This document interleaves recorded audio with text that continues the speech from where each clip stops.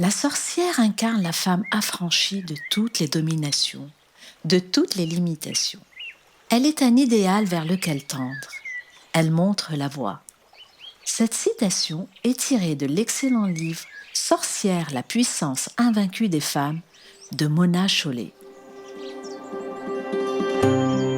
Bonjour et bienvenue dans l'émission Secret de sorcière. Après avoir lancé mon podcast de contes végétaux, j'ai eu envie de t'emmener découvrir des autrices, toutes voire beaucoup sorcières, et qui nous racontent leur savoir et leur univers dans des livres et des grimoires, sur des plantes, la science, voire des légendes. Je suis Sonia Bellouti, une conteuse végétale, une sorcière des temps modernes. Diplômée de phytoaromathérapie, je suis aussi consultante Feng Shui. Et il me plaît d'inviter des personnalités pour raconter leur vision de la guérison des plantes et des médecines douces. Pour ce deuxième épisode de Secrets de sorcière, notre nouveau rendez-vous mensuel, je suis avec Sonia Blondeau, autrice récidiviste et une sorcière conférencière. Bonjour Sonia et merci d'être là avec nous. Bonjour Sonia, ça fait vraiment plaisir d'être avec vous ce matin. Alors ça s'entend peut-être à l'accent. Tu nous parles de l'autre côté de l'Atlantique, de Toronto précisément, et tu es aromathérapeute certifié et tu viens de publier ton deuxième livre, Les molécules amusantes, aux éditions Améris. Et nous avons plusieurs points communs, notre amour des plantes bien sûr, mais aussi un fait rare, nous portons le même prénom et les mêmes initiales SB. En effet, en effet.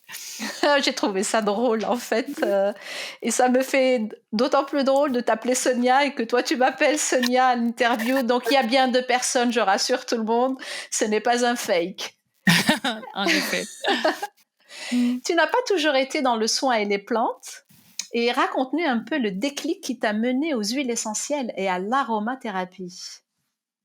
C'est vrai, j'ai pas toujours été dans les plantes. En fait, c'est un accident de vie qui m'a amené à l'aromathérapie. Ça a été un changement assez brutal de parcours dans ma vie. Je m'entraînais un jour, il y a 10 ans, pour un triathlon et j'ai fait une chute assez brutale de mon vélo. Donc, je me suis retrouvée dans des douleurs intenses. Et pendant 2 ans, il n'y a rien qui m'a soignée, aucune médecine allopathique qui m'a aidée. Et tu sais, avant, moi, j'avais une vie assez rangée. Je suis comptable agréée de profession. Et bon, j'avais une vie très normale. Donc, après ces 2 ans, je me suis dit, ben, qu'est-ce que je fais? Et j'ai finalement décidé de tout quitter. J'ai quitté mon travail, j'ai vendu ma maison, mes enfants étaient déjà grands et aux grands mots, les grands moyens, comme on dit, je me suis retrouvée en Allemagne dans une clinique de gestion de la douleur. Et c'est là qu'on m'a soignée avec des médecines naturelles et que j'ai fait pour la première fois la rencontre de l'aromathérapie. Donc, ou des huiles essentielles, je devrais dire.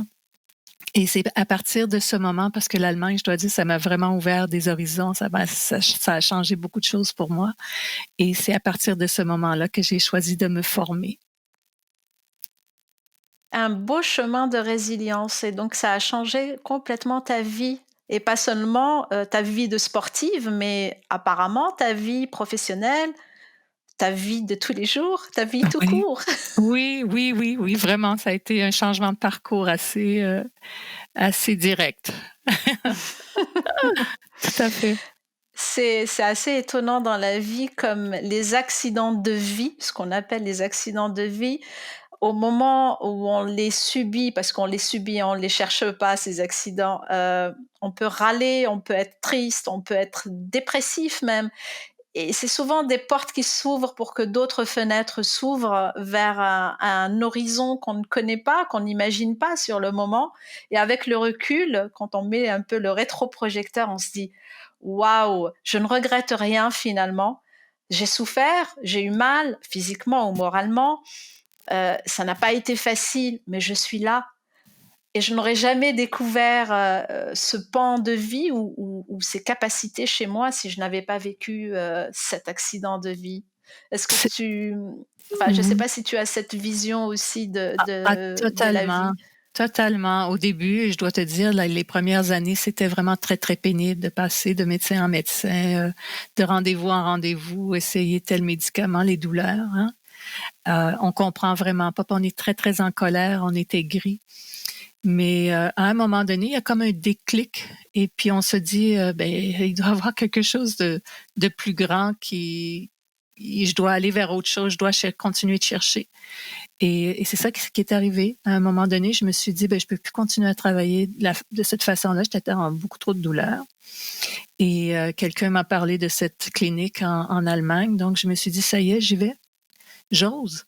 Il fallait faire autre chose. Et puis, ça a été le début de ma nouvelle vie, vraiment. Vraiment, ça a été une, finalement, aujourd'hui, je vois ça comme un événement transitoire et rien de plus. Mmh.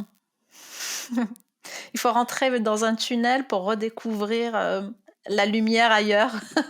Oui, Heu, oui, L'autre gazon plus vert ailleurs, mais qu'on ne soupçonnait même pas en fait. Si on nous l'avait dit à ce moment-là, on ne l'aurait pas imaginé, pas un instant. C'est oui. c'est magique. Il y a quelque chose de magique dans la vie. Mais Ah, bon, tout je à peux fait. comprendre Oui, aussi que quand on est dans le creux de la vague, qu'on n'ait pas cette capacité de voir ce qu'il y a après la vague. Il faut attendre qu'elle passe et de voir comment on peut réagir et d'apprendre de cette vague-là. Mais bon, chaque chose en son temps. Il faut beaucoup de oui, patience. Et donc, pour revenir un peu à ton parcours et le livre qu'on va beaucoup décortiquer aujourd'hui, Les molécules amusantes, c'est donc le titre de ton livre, et ton deuxième livre. Ce n'est oui. pas la première fois. C'est pour ça que Non. je disais que tu étais une autrice récidiviste. Parle-nous un petit peu de ce livre, qui est une approche de la médecine intégrative en France. Si tu m'arrêtes si je Oui, dis une bêtise, mais il me semble que ça traite de ce sujet.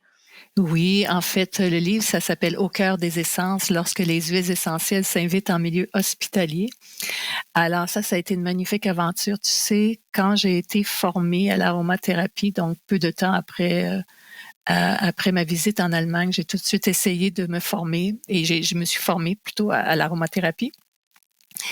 Et j'ai appris des choses vraiment super intéressantes. Puis je me disais, mais comment ça se fait qu'on on connaît pas ça ou on n'en entend pas suffisamment parler? Alors, et moi, je me sentais pas une experte, mais pourtant, j'avais un désir intense de communiquer, de transmettre. Alors là, je me suis dit, bon, ça y est, j'ai déjà tout quitté. Donc, je m'en vais et je suis partie, je te dirais, pendant plus de 2 ans et demi à la rencontre d'experts en aromathérapie, des gens, des soignants surtout, qui travaillaient dans leur clinique auprès de leurs patients avec les huiles essentielles. Vraiment pour essayer de comprendre, ben, qu'est-ce que eux ils font avec ça et peut-être même possiblement raconter leur histoire. Donc, c'était ça ma première intention. Et c'est au travers de de ces voyages, alors je me suis retrouvée dans une dizaine de pays en Europe, je suis allée jusqu'en Australie, j'ai fait aussi une petite partie de l'Indonésie et évidemment plusieurs États aux États-Unis. Et c'est au travers de tous ces voyages que j'ai rencontré Catherine Maranzana.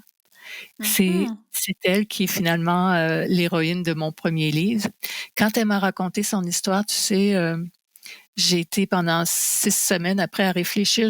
Mon idée première, c'était de raconter un chapitre sur chacun de ces experts que j'allais rencontrer, mais elle pouvait pas rentrer dans un chapitre. Il fallait que je raconte son histoire dans tout le livre. Mmh. Alors, c'est cette infirmière qui a introduit les huiles essentielles à l'hôpital de Colmar, en Alsace. Et on parle pas d'un petit hôpital, on a 4000 soignants en Alsace, dans cet hôpital.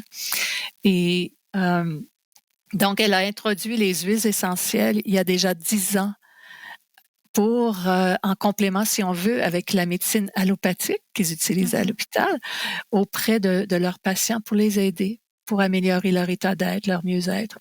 Et au moment de la sortie de mon livre, en 2018, ils utilisaient les huiles essentielles dans 28 services de leur hôpital. Aujourd'hui, ils les utilisent en 2022 dans plus de 55 services de leur hôpital. Alors, c'est pour te dire comment ça fait boule de neige. Ben, en fait, c'est ce qu'on dirait aussi au Québec. Ça fait boule de Oui, il y a neige. plus de neige qu'en France maintenant. Ah, mais peut-être qu'en Europe, on va plus dire que ça a fait tache d'huile. Peut-être que ça va mieux Non, on dit sortir. beaucoup boule de neige, mais il y a de moins en moins de Ouais. neige, donc on va Ah, peut-être le transformer en tache d'huile, je pense, avec le temps. oui, alors disons que ça a bien progressé et puis c'est une magnifique histoire. Alors, on est toujours en contact avec Catherine. Ça a été moi aussi une première ouverture sur l'écriture parce que moi, je savais pas, à part d'écrire des rapports financiers, je savais pas que j'avais même une capacité d'écrire des livres. Alors, ça a été une belle aventure et puis on a fait ça ensemble. Catherine revisait tous mes textes et tout. Je voulais m'assurer que ce que je disais, elle était en accord avec ça parce que des fois, elle m'expliquait des choses, mais les procédures en santé médicale, moi, je pouvais, par exemple, les dire à l'envers dans mon livre. Alors, il fallait s'assurer que les étapes étaient bien suivies et tout. Oui. Donc, on a eu C'est beaucoup de pas toujours plaisir à le simple faire. de rester fidèle à ce qui nous a été raconté. Ouais, des Forcément, fois, on imagine un peu des choses au travers, alors. Non, elle me remettait dans le droit chemin, ce qui est bien. et donc ton deuxième livre, Les molécules amusantes, c'est aussi un autre déclic que tu as eu. Raconte-nous un petit peu comment t'es venue l'idée, de Oh, ce livre? oui. Alors, tu sais, moi, j'ai 6 petits-enfants Waouh! et un jour, on jouait avec leurs cartes Pokémon et honnêtement, j'étais impressionnée. Ils sont tout petits, ils étaient tout petits à l'époque, 4, 5, 6 ans. Et ils connaissaient toutes leurs cartes Pokémon, des caractères, de l'évolution, du pouvoir de un sur l'autre, etc. Et j'étais vraiment impressionnée de les voir m'expliquer tout ce système complexe. Je me suis dit, mais mon Dieu, c'est extraordinaire. Ce serait tellement le fun si on pouvait avoir, nous aussi, en aromathérapie, des Pokémon essentiels, des cartes visuelles qui nous aideraient ou un système qui nous aiderait à comprendre. Et tu sais, quand j'étudiais l'aromathérapie, l'étude des molécules, hein, c'est vraiment compliqué, c'est rébarbatif pour C'est notre qui bête ne sont noire. pas C'est tout à vraiment la fait. bête noire, Oui, les oui, molécules de l'aromathérapie. vraiment, c'est tout un problème. Alors, je me disais peut-être que si on rendait ça plus agréable, plus amusant, hein, qu'on apprenait nous aussi en s'amusant, qu'il y aurait plus de personnes qui pourraient justement s'intéresser. Alors, tout le temps, c'est dans mon esprit, je voulais transmettre, mais comment on arrive à aller chercher des gens ou à aller intéresser des gens si c'est si rébarbatif, la science qui est derrière les huiles essentielles. De là est venue, si on veut, l'idée des molécules amusantes qui a mûri dans mon esprit. C'est une très bonne idée et je rebondis sur ce que tu disais, c'est vraiment la bête noire. Quand on est formé en aromathérapie, à moins d'être médecin ou pharmacien, on a peu de connaissances moléculaires et sans doute une façon de retenir, enfin avoir l'habitude de ce vocabulaire et de retenir les molécules. Alors que pour moi, c'est vraiment essentiel. Et ça n'a pas toujours été le cas dans ma tête. Comme beaucoup, j'ai appris les huiles essentielles en partant de l'huile, en essayant de retenir à quoi elle sert, quelles sont ses propriétés, comment on s'en sert. Alors que l'inverse, quand on parle de la molécule, bien sûr la molécule majoritaire, on peut pas, comme tu dis dans ton livre, il y a des dizaines et des dizaines de molécules dans chaque huile essentielle, on ne peut pas toutes les retenir. En revanche, il y a une ou deux molécules majoritaires qui lui confèrent des propriétés. Et si on part de la molécule et on cherche quelle est l'huile essentielle qui contient cette molécule et regarder chez nous quelles sont les huiles essentielles qui contiennent cette molécule, en partant d'un besoin et d'une propriété plutôt que l'inverse, on maîtriserait mieux le sujet et surtout, même si on tombe sur une huile essentielle qu'on connaît peu, quand on regarde sa composition, on se dit, par exemple, ah, elle est très riche en phénol, donc ça va être très bien pour ce que je cherche, puisque j'ai un début d'infection. même si je la connais pas au départ, cette huile, je sais pas, je peux citer un exemple, mais j'en ai pas en tête. Et je trouve ça tellement plus intéressant. Moi, dans ma formation, on a parlé des molécules, mais on est tout de suite passé à cette méthode classique de classification finalement par ordre alphabétique et d'apprendre des dizaines d'huiles essentielles, des dizaines de plantes et ensuite leurs propriétés et répondre à une problématique. Et le jour où j'ai fait une formation d'aromathérapie énergétique, on a fait l'inverse. On est parti des molécules, du classement des molécules et donc de leur vibration ou énergie, et pour trouver un petit peu l'effet sur l'esprit et le mental, tout en, bien sûr, apprenant les propriétés physiques et physiologiques. Et c'est là que j'ai découvert ton livre. Quand on Ah! est aligné, n'est-ce pas? Oui! Les choses sont magiques. C'est là que j'ai découvert ton livre. C'est là où j'ai vu les molécules amusantes rendre l'aromathérapie comme un jeu et partir des molécules. Je me suis dit, mais il me le faut ce livre. C'est comme Ah! ça que, en fait, on s'est découvertes Oui. mutuellement et je me suis dit, bah, Mmh. il faut qu'on parle, il faut qu'on se Ah! parle. Oui, oui, c'est, oui, non, ça a été une c'est belle rencontre, vraiment. oui, C'est oui, une belle oui, rencontre. Les réseaux oui. sociaux, LinkedIn, ça Ah sert à beaucoup de ah! C'est choses. vrai, hein? Oui. Entre autres, à faire de belles rencontres. Et Mmh. donc, c'est une belle transition sur la question que j'avais envie de te poser. Comment est construit ton ouvrage? Comment est construit les molécules amusantes? Oui. Alors, tu vois, c'est ce que j'écris présentement avec, c'est une série de 2 livres, hein. Le premier livre qui vient de sortir, il contient 8 familles moléculaires et le deuxième, il va en contenir 6.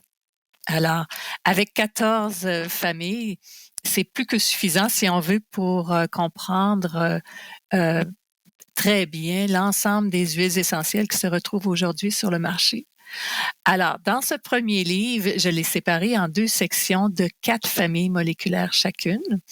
Et ce que je fais, c'est que j'introduis d'abord ces familles moléculaires en racontant des histoires anecdotiques qui nous permettent, au travers de ces histoires, de mieux comprendre c'est quoi les propriétés de base des familles moléculaires. Alors, je fais des analogies et je fais intervenir un peu l'émotion, si on veut. Donc, les gens, c'est plus facile pour eux de se rappeler.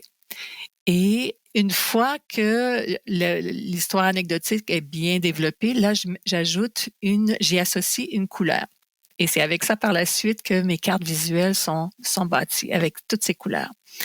Donc, ça, c'est vraiment dans le premier chapitre où j'ai introduit les histoires. Après, j'ai introduit chacune des familles moléculaires une à la fois et je vais un petit peu plus en profondeur dans ces chapitres directement là où j'amène les huiles essentielles en fonction de leur concentration en molécules de cette famille.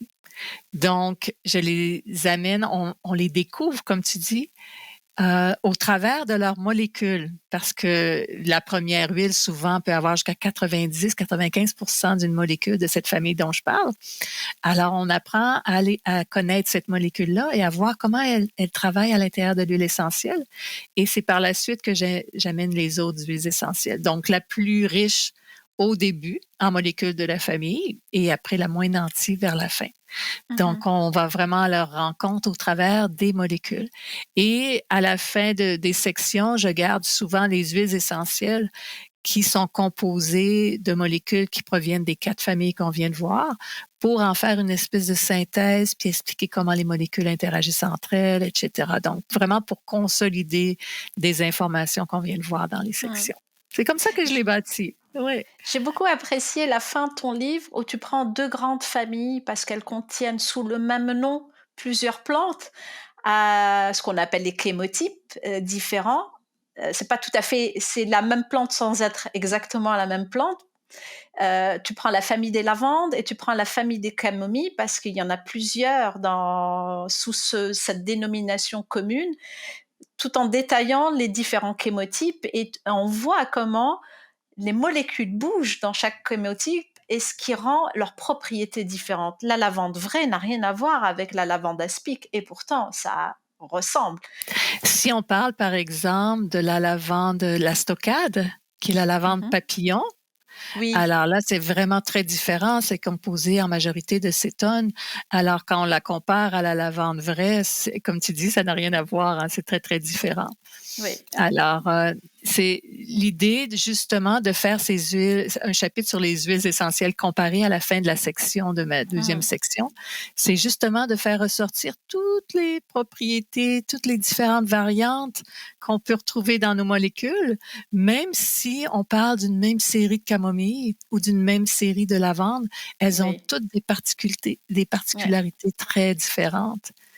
Donc, Exactement. c'est vers ça que je m'en vais avec mes livres. Tu sais, mes cartes visuelles, juste en un coup d'œil, on peut voir quelles sont les familles moléculaires qui sont représentées. On peut aussi découvrir quelles sont les molécules, hein, parce que j'indique les molécules et le pourcentage qui est inscrit dans l'huile essentielle.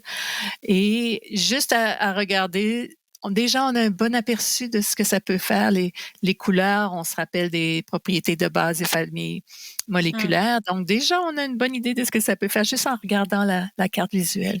On peut les comparer entre elles aussi avec ces cartes. Donc, tu expliquais que parfois, si on recherche une propriété particulière, alors, dans mon livre, je te donne un exemple. Si on recherche une huile qui est calmante, on va s'attarder au cercle de couleur bleu ciel parce que c'est la couleur qui est attachée aux esters dans le livre. Donc, Mmh. on va rechercher parmi les cartes celles qui ont beaucoup de bleu ciel et après, on peut aller lire la monographie pour voir si ça répond à nos besoins. Mais on cherche d'abord les molécules, les besoins, et la molécule qui va avec, etc., ou la famille qui Oui. peut aller avec. On part du besoin, on Oui, va chercher la molécule qui répond à ce besoin et ensuite, où se trouvent ces molécules dans les huiles ou des familles d'huiles essentielles et non pas la démarche inverse qui est la plus courante où, j'ai un besoin, je vais, en fait, j'ai une huile essentielle et j'essaie de savoir, à quoi elle va servir. Exactement, Mmh. exactement. Tu sais, dans mon livre, c'est probablement une des premières fois que les choses sont apportées de cette façon-là, mais Mmh. et ça amène une autre réflexion, hein? Oui. Quand on voit dans quelle simplicité finalement le livre a été bâti, on se dit, mais comment est-ce qu'on n'a pas pu y penser d'avance? Parce que c'est tellement simple. Moi, j'ai réduit vraiment au facteur commun, là, le plus petit facteur commun, si on veut, de tout ça. Mmh.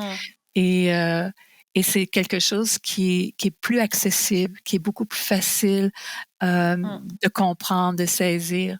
Je suis d'accord avec toi, à condition de se défaire d'anciens mécanismes aussi. Et pour revenir à ton livre, moi, il y a quelque chose qui m'a sauté aux yeux à un moment donné. Tu dis, l'aromathérapie n'est pas une médecine douce. Mm. Tu l'as pas exprimé exactement comme ça, mais c'était ton idée et d'ailleurs tu le répètes dans la même phrase. C'est certainement pas une médecine douce. Est-ce que tu peux expliquer ce point de vue qui peut surprendre beaucoup a priori? Oui, c'est vrai que les huiles essentielles, ça nous vient des plantes, ça nous vient de la nature, mais euh, une fois qu'elles ont été distillées, elles sont composées d'ingrédients actifs extrêmement puissants. C'est pour ça que on peut se traiter plusieurs maux, plusieurs problématiques au quotidien avec des huiles essentielles.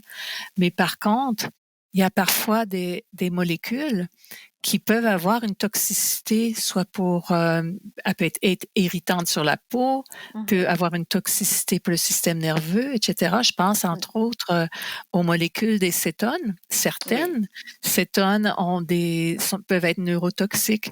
Mmh. Alors, je pense au La camphre, à la menthe tigone, poivrée par exemple. Oui, ou la la menthe menthone. poivrée qui est très répandue et Ouais. souvent très mal utilisée. Oui, alors, tu vois, c'est pas des huiles essentielles qu'on va offrir d'emblée à une femme enceinte, par exemple, ou à un jeune Ah non, enfant pour éviter des complications. oui. Donc, voilà, il faut savoir comment les utiliser, les huiles essentielles. Et de là vient l'importance de l'étude des molécules. Hein, on le Mmh. disait tantôt, c'est vrai que c'est une bête noire, mais c'est un passage obligé parce que une fois qu'on comprend la molécule, on comprend les propriétés thérapeutiques des huiles essentielles, on comprend leur Les toxicité, contre-indications. oui, et surtout comment éviter justement les toxicités. Et Dominique Baudou qui t'a préfacé le livre, donc Dominique Baudou est un professeur et fondateur de Pranarum, cette grande marque d'huile essentielle entre autres et pas seulement. Je cite, il dit: «À côté de l'activité biochimique, l'aspect vibratoire de toute huile essentielle lui offre une place de choix dans toutes les approches énergétiques et sensitives. Il précise un peu plus loin dans son paragraphe: là se trouve le nouveau paradigme des huiles essentielles, biochimie, énergie et information. C'est un tout en un. Quel est, selon toi, ou ton avis sur le sujet de la vibration et de l'énergie de l'huile essentielle? Comment tu Est-ce que tu as Alors, un avis tout aussi à fait, oui, là-dessus? oui. C'est vrai que c'est complexe, hein, cette question. Mais pour moi, aujourd'hui, en fait, qui vient d'un monde extrêmement rationnel, ça a été, une expérience progressive, mais pour moi, aujourd'hui, c'est une évidence. Mmh. Parce que je côtoie les huiles essentielles au quotidien, évidemment, j'en ai plus qu'une centaine et avec le temps, à force de découvrir leurs arômes, c'est sûr qu'on connecte à un autre niveau avec les huiles essentielles. Par exemple, si je veux, si j'ai besoin d'avoir un peu plus confiance en moi ou de me rassurer, je vais aller vers des huiles qui vont m'ancrer. Par exemple, on parlait tantôt de la camomille allemande. C'est une de mes favoris. Le vétiver, ils ont le même effet sur moi d'ancrage. Si je suis plutôt nostalgique ou il y a de la tristesse, je vais aller vers les huiles florales. Donc, la rose, si on arrive à l'avoir, on en a même un petit peu, c'est précieux. Alors, je vais aller vers la rose, le jasmin, le ylang-ylang. Donc, je vais aller vers d'autres énergies et c'est que définitivement, ça nous apporte quelque chose, un bien-être. On va vers ces huiles-là, c'est définitivement pour aller chercher leur bien-être. C'est comme si on amenait la nature à nous d'une Mmh. certaine façon, qu'elle nous parle, qu'elle nous réconforte. Hein. Je donne Mmh. un exemple intéressant dans le livre, mon premier livre, Au cœur des essences. Catherine me racontait, par exemple, que lorsqu'elle donnait un protocole à des personnes âgées qui étaient dans son secteur pour dormir le soir, elle leur massait l'avant-bras avec de la camomille noble, la lavande, je pense que c'était de la bergamote. Et elle avait ce moment, si on veut, d'intimité avec la personne. Il y avait l'odeur, il y avait vraiment tout un sentiment de bien-être. Et la personne, bien sûr qu'elle allait mieux dormir par la suite parce que c'est l'effet physiologique du mélange qu'elle appliquait sur son bras. Mais la dame, elle pouvait s'endormir avec un sourire. Tu sais, Mmh. quand l'infirmière est partie, l'arôme demeure, la personne est comme dans un autre état. Alors, c'est pas un sentiment ou c'est pas quelque chose qu'on a si on donne seulement un médicament, Oui. hein? Donc, Je suis totalement d'accord avec toi. oui, Il y il a y a le médicament définitivement qui assomme, en quelque sorte, qui nous met dans un état second, qui va assommer, qui va avoir un effet très rapide et très efficace. Il y a rien à dire là-dessus et je n'ai rien contre l'allopathie. Je suis pour l'intégration de toutes les médecines pour répondre au mieux à un besoin, une problématique. Mais on n'a pas le même effet sur le plan mental que peut nous donner l'huile essentielle et l'aromathérapie.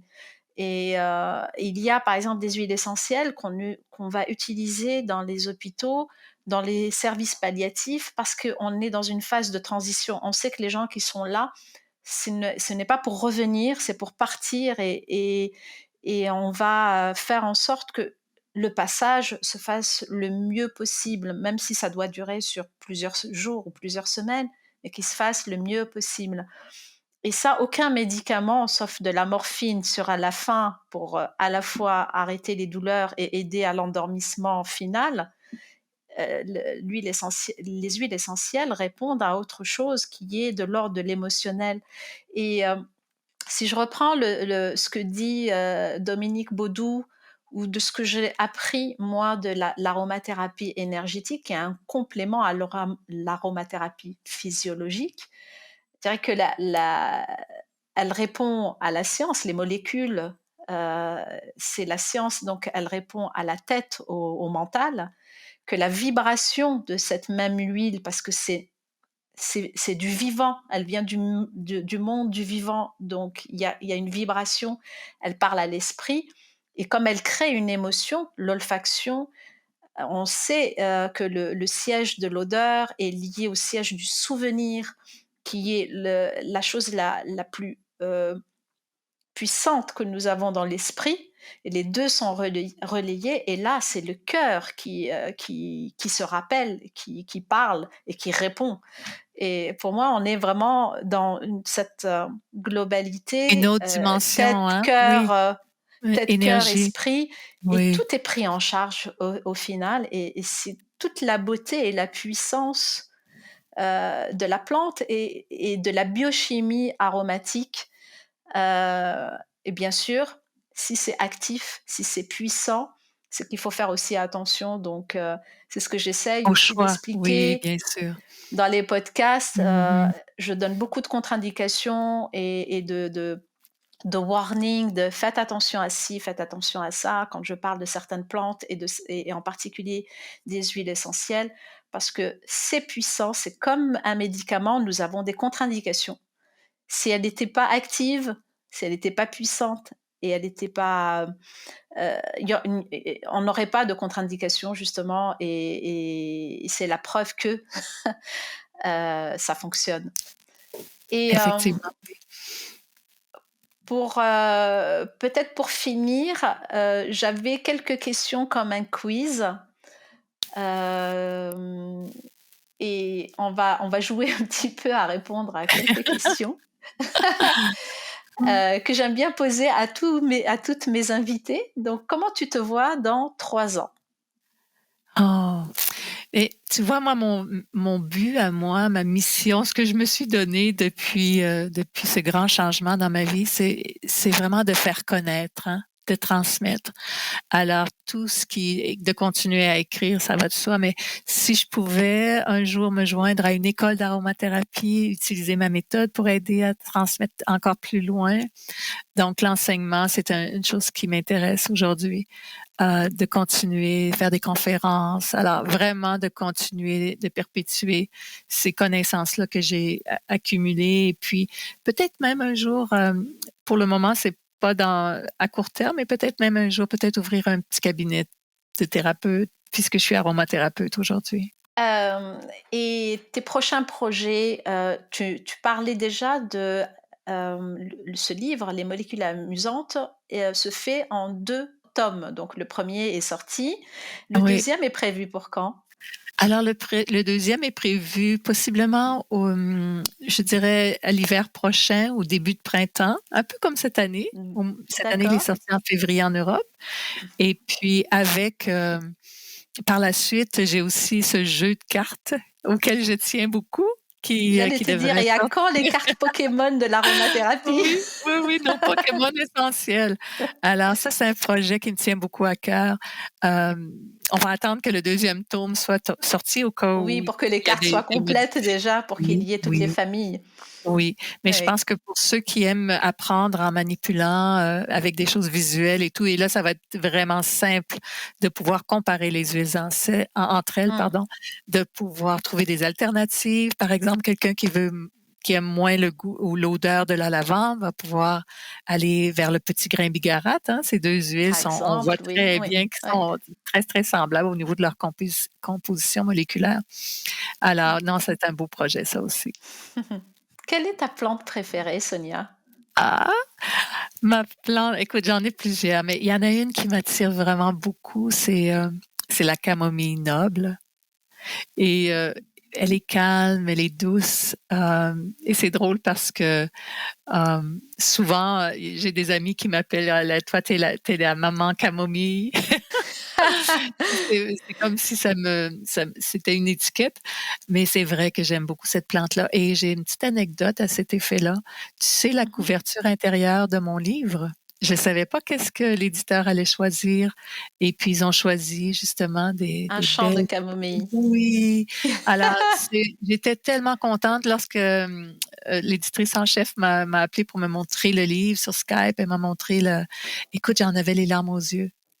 Oh mon Je Dieu, c'est comprends. vraiment une de mes plus belles plantes. Alors, je dois dire que oui, elle a une position particulière pour moi. Et quelle est ton huile essentielle préférée? Est-ce que c'est celle de la camomille noble ou Ah! une autre? En fait, c'est drôle, hein, pour les huiles essentielles, je te dirais que la camomille allemande, c'est une de celles que j'aime beaucoup, mais j'aime encore plus le vétiver. Si je sors, moi, je vais me promener l'été, il y a des petites moustiques, évidemment. J'ai la chance de vivre près d'une forêt. Alors, je m'y promène régulièrement. C'est rare que je sors sans mon vétiver. J'adore l'odeur, vraiment profonde de cette huile essentielle et puis, en plus, elle me protège. J'ai Mmh. l'impression de faire une avec. Oh non, c'est magnifique. Alors, c'est peut-être vétiver, mais il y en a plein, plein d'autres. Oui, oui, oui, on Oui, a bien rarement sûr. une seule, mais celle qui t'est venue en tout cas Mmh. spontanément à l'esprit, c'est le Ouais. vétiver et c'est étrange parce que quand tu as dit: «Je ne sors jamais sans mon vétiver», j'ai entendu «vêtir en vert» Ah, ben et tu en fait, vois? c'est comme si tu t'habillais de vert pour Ah, sortir. ça c'est une belle, oui, Ça belle m'a relation. vraiment frappée quand tu l'as Mmh. dit. Et Oui. un livre qui t'a marqué? Le premier qui te vient à l'esprit? Ah, écoute, il y a un livre, qui m'a beaucoup intéressée, c'est pas ça fait pas si longtemps, entre autres, c'était, «La vie secrète des arbres». Je pense que c'est le Oui! bon titre, Si, qui a si, été c'est écrit ça. par un Allemand, hein, Oui. et je pense qu'il a publié, des millions d'exemplaires. Mais là, ça a été une révélation de voir Mmh. comment tout était interrelié, comment les arbres étaient en famille dans la forêt. Je Se regarde plus les parlent. arbres de la même façon. Effectivement, de voir toute cette biodiversité qui s'entraide aussi avec les Mmh champignons. mh. Et donc, non seulement il avait fait une version adulte que j'ai lue, je pense en même pas quelques jours, mais il a aussi une version pour enfants. Alors, tu sais, avec Marie Bambelle de petits-enfants, ils ont tous leur version. Ils ont tous. C'est une histoire par page.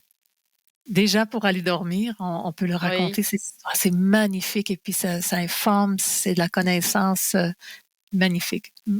Écoute, on arrive à la fin de notre conversation de sorcière et je voulais, clôturer notre, entretien en donnant quelques informations pratiques. Donc tu me dis la date de parution du tome 2 des, Molécules amusantes est prévue dans à peu près une année, Oui, l'année prochaine.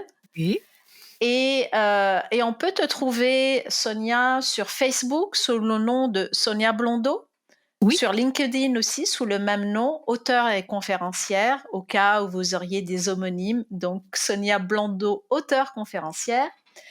Tu as une chaîne YouTube aussi, autour des molécules amusantes, donc de ce nom-là, Sonia Blondeau, molécules amusantes.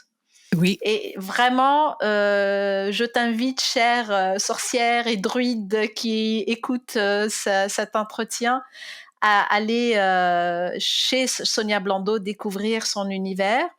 On peut aussi, pour X raisons, lui écrire directement par mail, donc à soniablondeau26@gmail.com. Toutes ces informations seront sur le blog, donc sur le lien que je mets habituellement pour écouter le podcast. Vous aurez toutes ces informations par écrit. Et pour se procurer ce livre, donc aux éditions Améris directement, donc, il suffit juste d'aller sur leur site, donc éditionsaméris.com. Mais aussi en France, en tout cas, on peut le trouver dans les boutiques de santé de produits naturels. Moi, perso, je l'ai acheté chez Sevelia, Sevelia. Je l'ai reçu en 3 jours. Les frais de port sont tout à fait raisonnables et ils sont très réactifs. Donc vraiment, en France, je j'ai aucun partenariat avec ce site, je tiens à le préciser. Mais c'est juste que j'ai cherché plusieurs endroits où l'acheter et c'est le meilleur endroit que j'ai trouvé. Donc je donne, c'est un tips. Voilà, juste un conseil. Au Québec, parce qu'un podcast s'écoute dans le monde entier, on peut le trouver chez Aroma, Québec Aroma, chez Alixir Huile Essentielle, chez Divine Essence et chez Unzaroma et quelques écoles d'aromathérapie aussi. De toute façon, toutes ces informations d'ordre pratique seront dans le blog, le descriptif de notre conversation d'aujourd'hui. Donc, je rappelle le titre, c'est Des molécules amusantes quand découvrir la science des huiles essentielles devient un jeu, publié aux éditions Amiris de Sonia Blando. Sonia, j'ai été vraiment ravie de discuter. On aurait pu rester encore des heures, je crois. On a En effet. légèrement, voire largement dépassé le temps habituel des conversations de sorcières et de secrets de sorcières, mais ça n'a aucune importance. Je te rassure, Sonia, je ne vais pas couper dans cette conversation. Tout ce que nous avons dit est essentiel et sans jeu de mots. Voilà. Je n'ai pas fait exprès. Et donc, vraiment, ça a été un plaisir. Et je serais ravie de te recevoir à nouveau quand tes projets seront avancés sur le tome 2 ou toute autre actualité de ta part. Et on reparlera encore des molécules et on reparlera de la puissance et la beauté des huiles essentielles et de l'aromathérapie. Un grand merci, Sonia. Vraiment, c'était un plaisir partagé. Eh ben, à bientôt. Et je dis aussi au revoir à tous nos auditeurs. J'espère que cet épisode, plus long que d'habitude, t'aura plu. Et j'étais vraiment, encore une fois, ravie de te recevoir. C'est même plus que ravie, c'est un honneur parce que ton parcours est vraiment très inspirant. Merci Sonia. Beaucoup. Merci à toi. Si tu as aimé ce rendez-vous et si tu souhaites ne manquer aucun des prochains épisodes, abonne-toi gratuitement à la newsletter de Sorcières en Herbe et à la plateforme d'écoute de ton choix. Tu peux aussi me suivre sur mon compte Instagram Magie Verte, Sorcières en Herbe. Tu y trouveras plein d'infos sur l'actualité de mes podcasts et aussi des recettes et des rituels. Je te donne rendez-vous au prochain épisode. À bientôt!